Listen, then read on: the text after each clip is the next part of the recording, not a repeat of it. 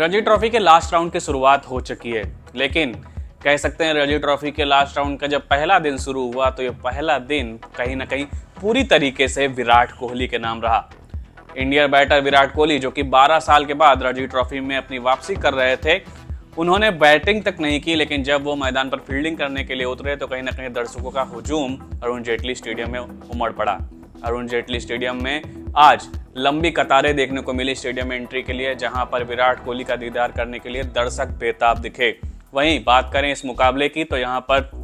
कह सकते हैं जब दिल्ली और रेलवेज के बीच मुकाबला खेला जा रहा था तो रेलवे ने यहाँ पर 241 पर वो टीम ऑल आउट होकर वापस लौट गई। वहीं दिल्ली अभी 41 पर 1 के नुकसान पर खेल रही है स्टंप्स तक, जहां पर अभी विराट कोहली का दिल्ली के लिए मैदान पर उतरना अभी भी बाकी है, जो कि कहीं दर्शकों के लिए एक बड़ा मोमेंट साबित होने वाला है। वहीं बात की जाए आज के दिन के दूसरे जो हीरो रहे वो थे शार्दुल ठाकुर। मुंबई और मेघालय के बीच जब मैच खेला जा रहा था वहां पर शार्दुल ठाकुर ने हैट्रिक लेकर कहीं ना कहीं सुर्खियां बटोरी। उन्होंने इस मुकाबले में 4 विकेट झटके, जिसकी वजह से मेघालय बहुत ही सस्ते में पवेलियन वापस लौट गए, जहां पर मुंबई अभी कह सकते हैं कमांडिंग पोजीशन में दिख रही है, जहां पर खासकर अजिंक्य रहाणे अभी 83 पर नॉट आउट बैटिंग कर रहे हैं, यानी वो अनबीटन रहे हैं और कहीं ना कहीं एक बड़ी पारी वो खेल सकते हैं।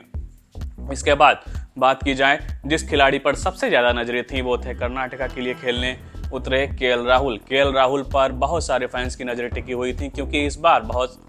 कई कह सकते हैं सालों के बाद ये देखने को मिल रहा है कि Indian batting superstars Ranji cricket में वापसी कर रहे हैं। वहाँ केएल राहुल पर भी नजरें टिकी हुई थी, लेकिन केएल राहुल कहीं ना कहीं नाकाम नजर आए और उनके बल्ले से रन नहीं निकले और मात्र वो 26 रन बनाकर कहीं ना कहीं पवेलियन वापस लौट गए। और